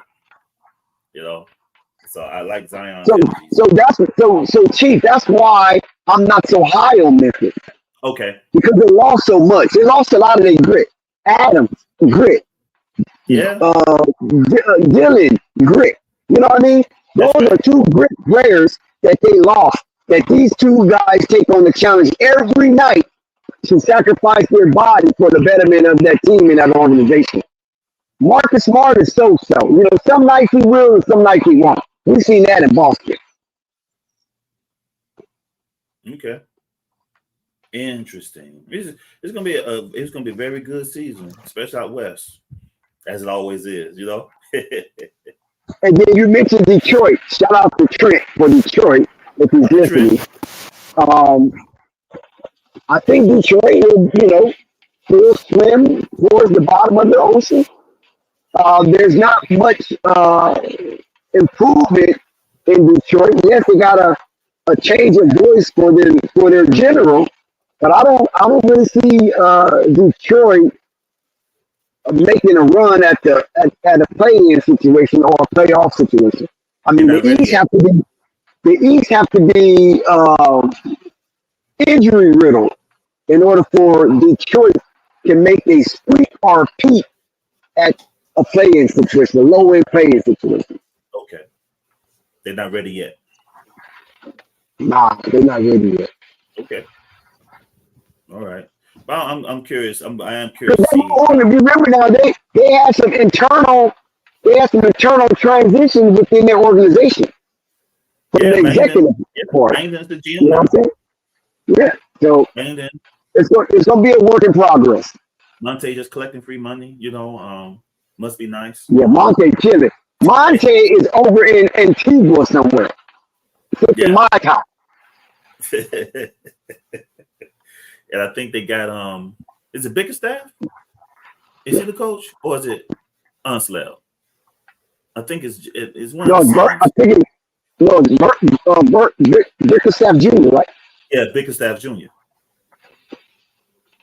I think they got Bickerstaff there. So we'll see. I mean, again, all these teams got to put together for a team like that. Their development regime, in my opinion, is going to be key. How they develop them. What's their vision? Langdon came from the Pelicans. He did pretty good down there. So yeah, but he was a ghost. Because what's your name? Yeah, Griffin did all of the all the crap that was down there. Wait a minute. What? So you said that he rode Griffin's coattails down there? Yeah, he rode Griffin's coattails. Yeah, he rode Griffin's coattails, no doubt. Okay. Well, he's and really, Griffin really doesn't have a coattail. He just had LeBron James. That's the only thing with David Griffin. And he rides LeBron James. LeBron, yeah, he does. Anyway. Langdon, I don't know what you know what I'm saying? I don't even know I don't even know the cadence of his voice.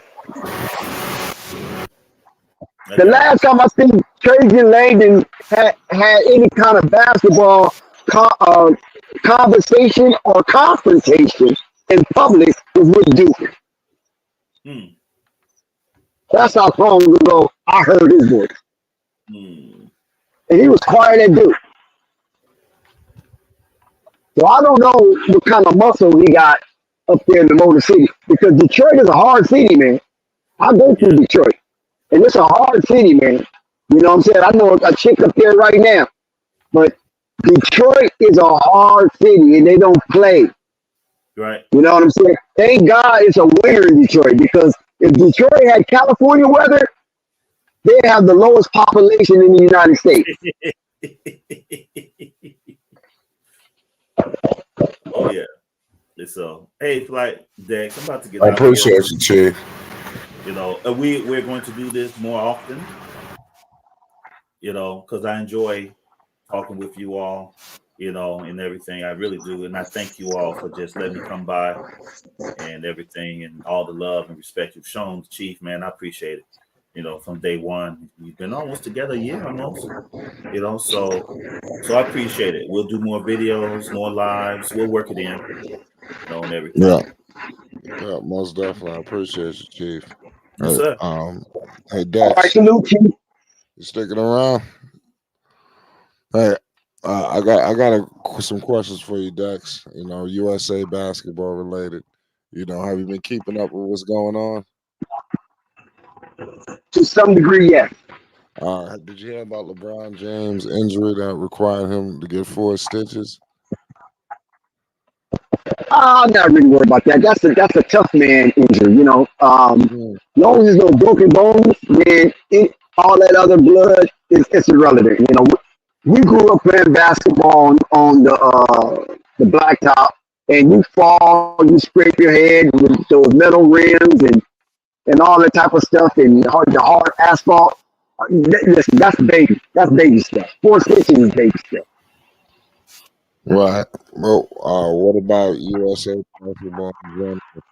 You Now like I'm liking USA basketball. Everybody's getting their chance to display their skill set, and the USA is so deep that they can have different matchups and different lineups based on the matchup that other teams can afford. Most of the teams, I think, besides Canada, I think Canada is probably deep as well, but I think they're eliminated. Um, Surprisingly, it's Serbia still in there, right? USA is still in there. Germany and France. Could you imagine if the gold medal round is France and the United States? Victor Wembanyama versus Anthony Davis or Bam Adebayo? Wouldn't that be crazy? Or mm, Victor Wembanyama versus Joel Embiid?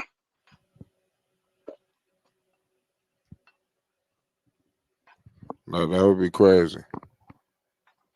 Uh, So I'm liking what Steve Kerr is doing. You know, I know players is pouting about playing time. Listen, man, you're playing for a country for crying out loud. Get the gold medal. Get the gold medal. You play this game, you play. You don't play this game, you don't play. The United States is deep. They have a real deep team.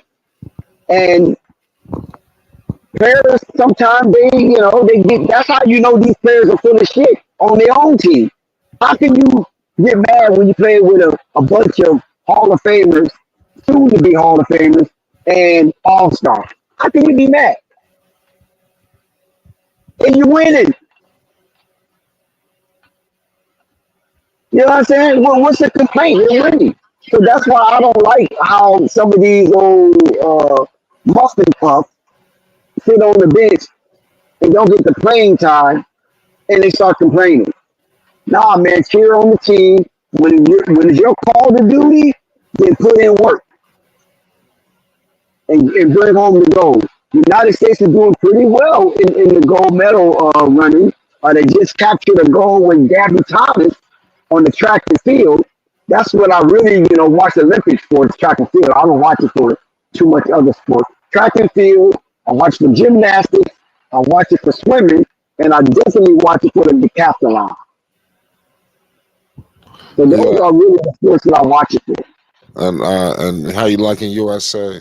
Doing that thing. And then what about Noah Lyles? Because he been Yes, doing a that was lot of stuff lately. amazing. When Noah Lyles did winning for that narrow it's a margin, that was mad crazy because he beat a Jamaican, and the Jamaicans has been running and dominating the 100 meters for a minute now in the Olympics. We already know the story of Usain Bolt, right? So for him to do it as an American and then still have a chance to double up on the 200 meters, which he haven't lost in like 60 some odd races, allows. So the Americans can still, go for the gold rush because that's what it's all about right now. Yeah, I think the gold medal's going to continue to rack up. You've been keeping up with the women's Now the women's basketball team, listen, like motherfuckers talk all this Caden Clark shit. You understand what I'm saying? It's evident. And Angel Reese too. It's evident. They don't need no Caden Clark. They don't need no fucking Angel Reese. These girls haven't lost in 50-some games? 58 games, almost 60 games? They've been dominating the gold medal for years. I mean, it's insane that people brought up so much clamor for Angel Reese and Cece.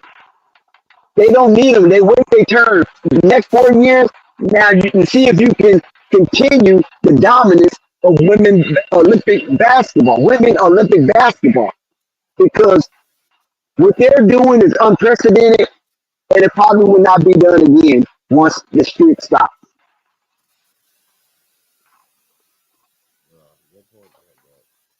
I think USA, they're doing their thing. Like I'm just waiting for the men's basketball team to bring home gold. I seen Devin Booker and Noah Lyles have a little bit of.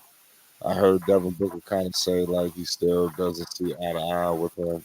He believes that all of the best players in the world, reside in NBA, and that's why when they to the world champion. That's going on. Well, first of all, Noah Lyles is right. You can't consider the NBA finals as world champs. That's wrong. That's idiotic. But the Olympic gold medal, who wins that? No, that's the world champ. So if the United States wins gold men's basketball, then they are the world champs. So then Noah Lyles cannot say that. He has to retreat. But until the United States win gold medal, while Noah Lyles is a part of that Olympics, Noah Lyles is right. And he don't have to eat crow. But I think Noah Lyles is going to eat crow. I think he's going to have a mud pie party when the United States win gold. Because one thing we can say, Noah Lyles travels around the world racing, right? Track and field around the world. So most of his competition is worldly. So he can consider himself a world champ because he has won multiple world championships. And now he has the opportunity to double up on gold after winning 100 meters. He will go into his dominant bag and race for gold in the 200 meters. And let's see how that turns out for the United States and Noah Lyles. I'm still shaken up, like, to some degree about Sakari Richardson. I just cannot believe that this young lady did not win gold. She won silver, but did not win gold. Silver is good now. But when you are favored to win gold, the way she was, and then the Jamaican sprinters participating, oh man, that should have been a cakewalk for her. Gabby Thomas didn't run the 100. That should have been a cakewalk for Sakari Richardson. It just only shows me, like, no matter how peak you are in form, if you're not focused and paying attention, you can be got at any time. Because there's an old saying, even the best get beat. And that right there was a perfect example of the best getting beat when Richardson lost her race to the young woman from St. Lucia. Who's that? I can't. I think I can't. Argue it. I can't remember. I can't pronounce her name correctly. But there was the first time ever that country won gold medal in Olympics for spring. So she's a hero and she's a legend. She just stamped her legendary performance in that country history by being the first, right? Because there's only one first. You can't first 2 or 3 times. There's only one first. And she did that flight. She was the first. Yeah. So congratulations to her.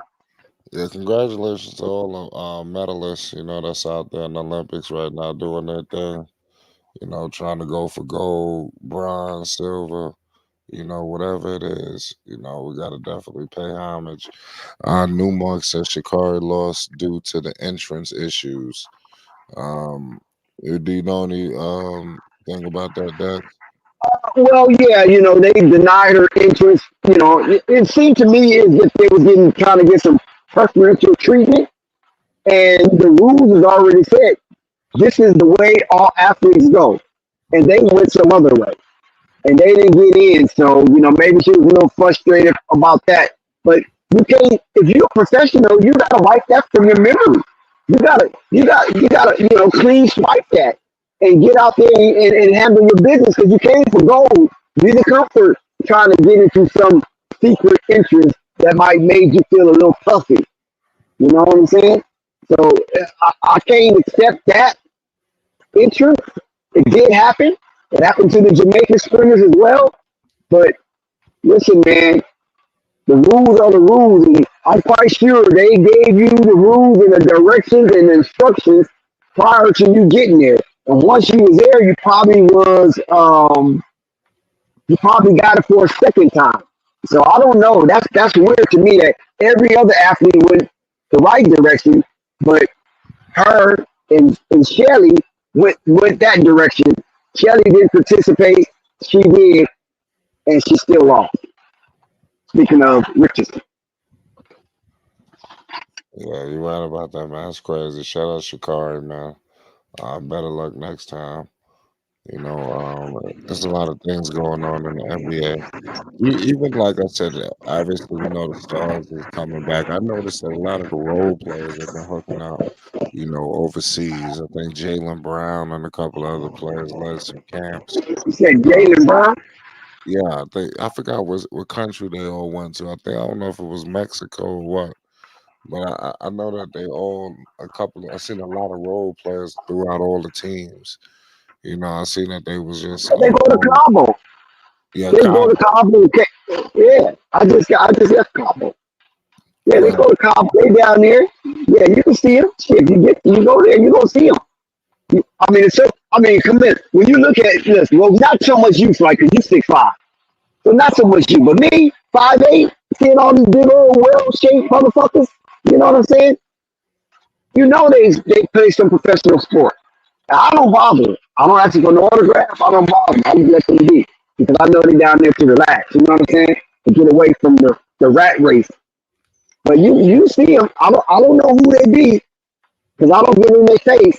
But these tall people look like they 6'10" and look like they can move a mountain.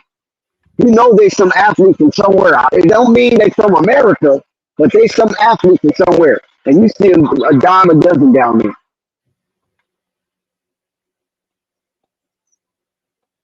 Yeah, nah, that's a good look. Newmark says they changed the rule. I don't know. Shout out all y'all in the chat, man. We got a lot of things coming up for the people. Any other topics that you want to discuss, Dex, in the sports world? Well, the Chief, he's left now, but I wanted to kind of spar with him about my Lakers. You know what I'm saying? because he just thinks the Lakers is bottom out for some reason.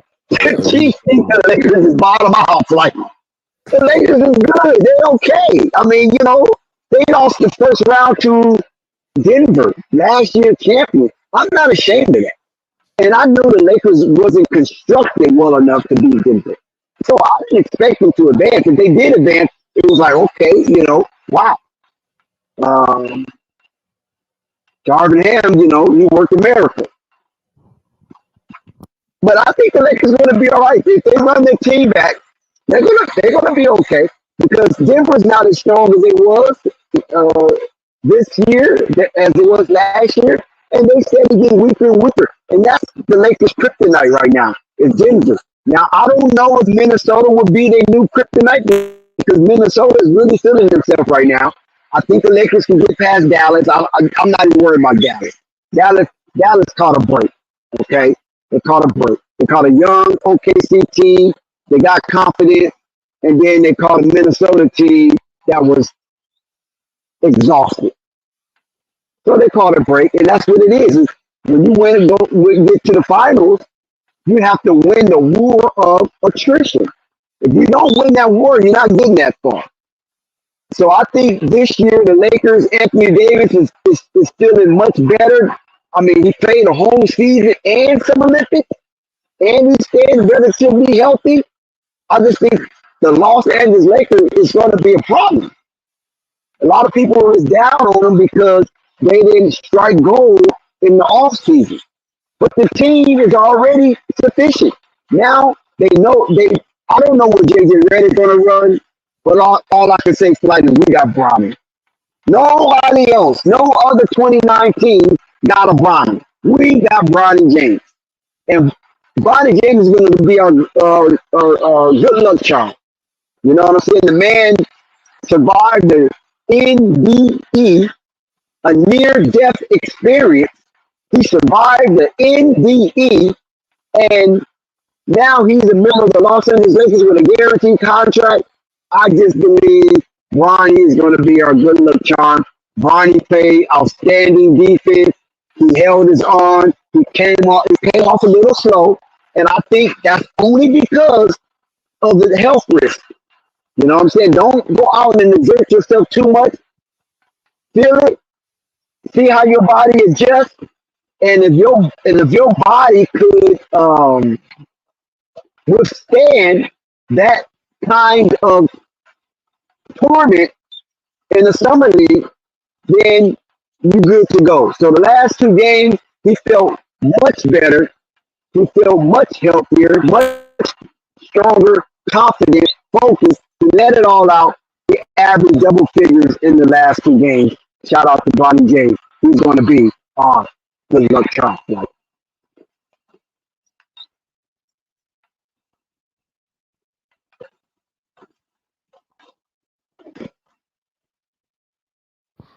Good call on that, Dex. Shout out to Rap God in the chat. He was talking about the Clippers. I see Rap God talking about OKC.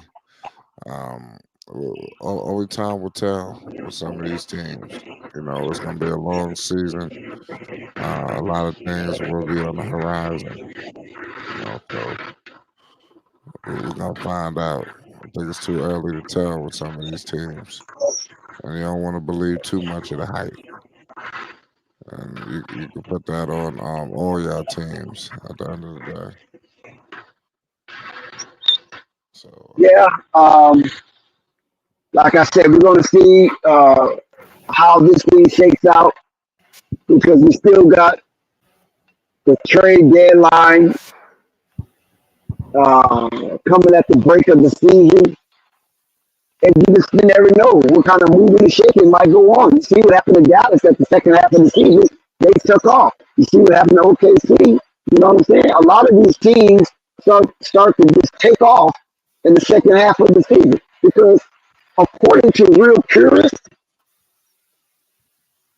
the season don't start until after Christmas. That's when the season starts.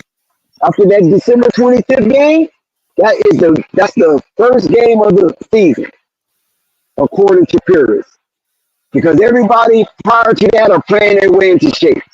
And some teams just, get off to a faster start than others, but everybody is who they're going to be after the trade deadline, going down that last stretch of basketball into the extended season. I agree with that, Dex. Dex and GC Jello, man. Think about that. But So, you know what's going to be interesting, though? You know what's going to be interesting? What's going to be interesting to me is seeing Mean Green, right? The TD Center. Do they still have the eye of the tiger? Because it seemed to me that Mean Green, Boston Celtics, first team to 18. How that upset my stomach saying this. First team to 18. Do they or will they have the eye of the tiger? Will they continue to be tenacious and ferocious? Or has Boston Celtics faced the same as the Golden State Warriors basketball fatigue? Because Boston been chasing this for a long time now. This is nothing new to Boston. They've been chasing this a long time. Now they finally got to the apex of the mountain. Do enough in their tank to run it back with the same zeal they did in this here 2024, 2023, 2024 season. I don't think so, Flight. Now, this is a pre-pronostication. I don't think so. So the two teams that I'm kind of worried about is Memphis and Boston.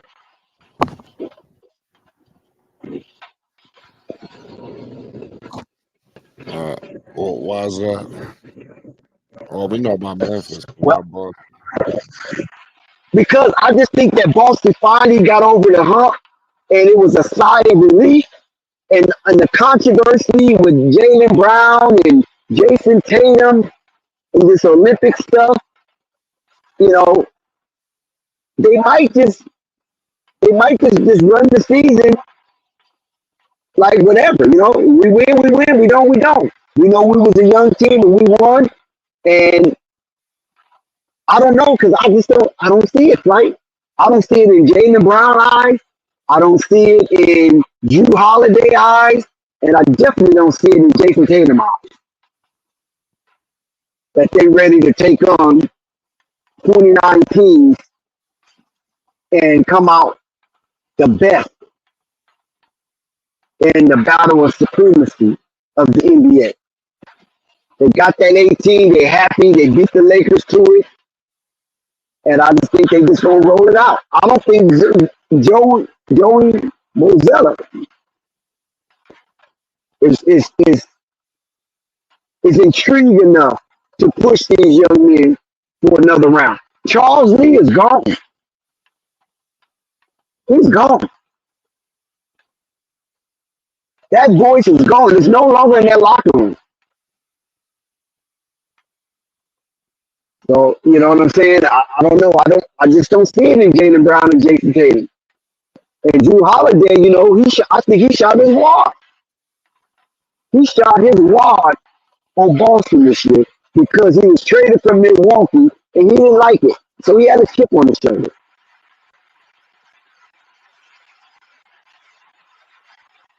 I think Boston take a step back. I think Boston get eliminated in the semifinals. They don't make it to the final. And Philly might be the one to eliminate them. That's how I see it. Like I say, I could be wrong, right? Just because I said don't make it Bible. Just because I said don't make it Papa's bull. Just because I said don't make it canonical. But this is how I see it. My pre-pronostication of the NBA pertaining to two teams, Memphis and Boston. Yes, John Morant gonna be exciting, polarizing at best, but that West is tough, man. The Clippers is still going to be a decent team. The Clippers haven't bottomed out. They have yet to bottom out. They still have 3 Hall of Famers on that team. They just lost one. And now, what that happens with the Clippers is that you got Harden, Russell, Kawhi, right? No more Paul George. So that frees up more shots for Harden. Because Kawhi gonna get his shot regardless he's on the team. So that frees up more shots for Harden, and Harden can get maybe a little more loose. He don't have to be so intense. And I think the Clippers is going to definitely be in the play-in, and will definitely probably be a bottom seed of the Western Conference. You know, they might move in at 6 or 7. You know, it's going to be a battle between them and the Pelicans at worst. At worst, not at best. Because I think the Pelicans are top 3 team from next year. But at worst, the Clippers and the Pelicans going to battle for that last playing slot. I mean, not last playing slot, excuse me. Last playoff slot. And the loser of that battle will get the top end of the play-in. And I'm only putting the Pelicans there based on the new addition with Murray and some of the attractions that left. Dallas Julius, Larry Nash Jr., and others. So due to subtraction and due to addition, I think that disrupts the chemistry initially for the Pelicans. But they will figure it out, and then they will thrive. How soon they figure it out, I can't say. I don't know. I can't say. But I know they will figure it out, and they will thrive because their star, Zion Williamson, is not egotistic. He will leave room for others to thrive if it can help him win.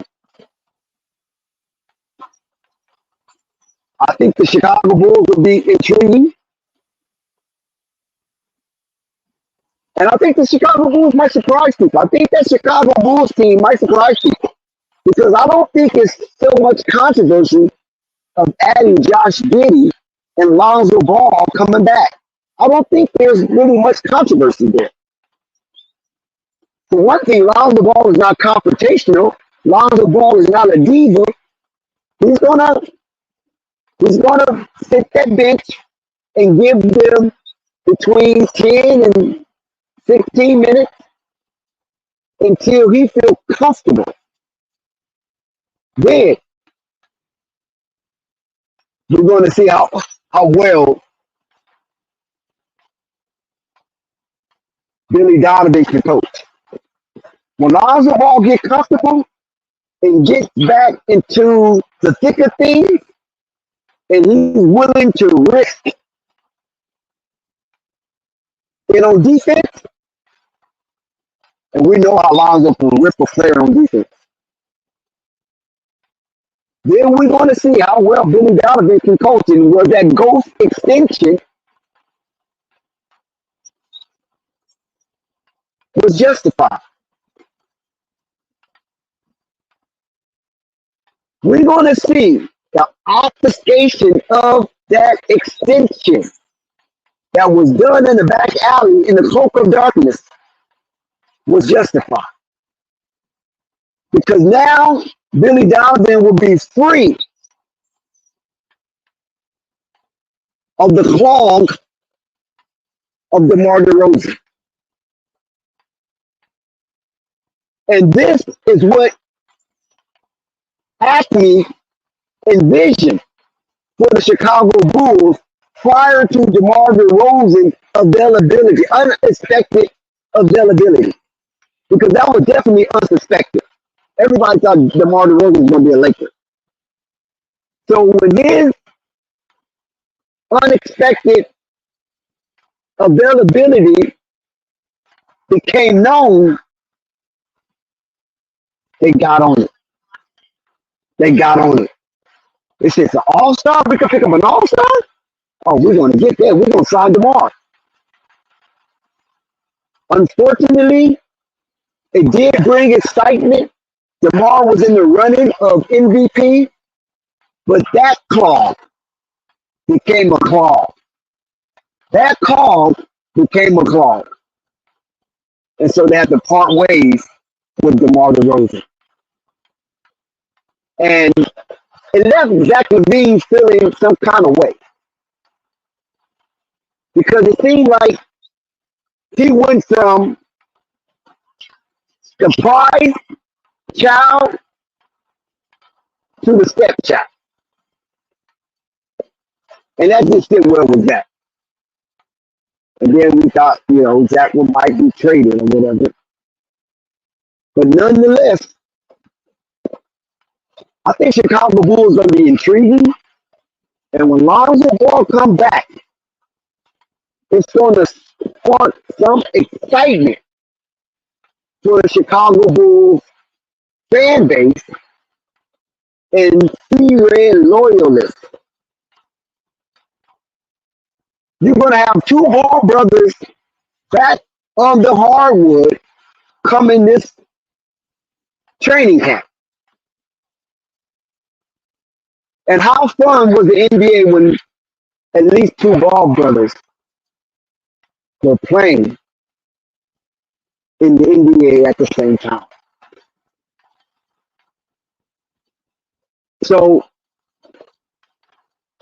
LaMelo's going to come back with vengeance. Lonzo is going to come back with a surety. And I think Amazon will definitely put this game on, Bulls versus Hornets, as a nationally televised game as it was when Lonzo was on the Pelicans in the Bulls and they faced off. Remember, they only removed the game when neither Ball brother was available. So that tells you something right there. So let's get ready for this NBA season coming up, training camp. It's word that Lonzo will be in Chicago next week. Lonzo will be in Chicago next week. So all you Chicago Bulls fans out there, you heard it first here, Flight Sports TV. Lonzo will be in Chicago next week. He's spending his last remaining days with his daughter. And then he's gonna shop with himself in Chicago and watch. Next week he will be in Chicago. So if y'all out there, look out for it. Y'all hear it on the news, the sports news, that Lonzo has touched down and he has arrived. I don't know if it will be a press conference. I'm not sure if the Bulls want to pressure for the return of Lonzo, because this will be the first time ever with that kind of a surgery that a person came back to get in uniform, in any uniform. I think one hockey guy kind of came back, but I don't think that surgery was as severe as Lonzo. So a lot of people counted Lonzo out. They thought he'd never play basketball again. They tried to shit on his name. They tried to push him out of Chicago. They did not want to see him in started in black. They felt other talent was more readily available, and they had preferred that talent. But when they did acquire talent, the talent didn't pan out. It just didn't pan out. The Dragic didn't pan out. The Torrey didn't pan out. A lot of it just didn't pan out. The Carter didn't pan out, you know. So we're going to see how this thing shakes up in Chirac when Lonzo returns next week and officially announce his return to the Chicago Bulls. And it might be a presser, it might not be. I can't guarantee anything on that. I don't know how they're going to welcome him, but I know it's going to be received with open arms. Right Sports TV. Listen, we're gonna pull back up tomorrow, man. We're gonna do another live. So make sure you hit the like button and most definitely hit the subscribe button. You already know it's Flight Sports. Peace and love to everybody, man. Thank everybody who came in the chat and the panel. Peace and love. Flight Sports TV, man. That's my dude. I rolls with him. You heard what the man said. It's Flight Sports TV.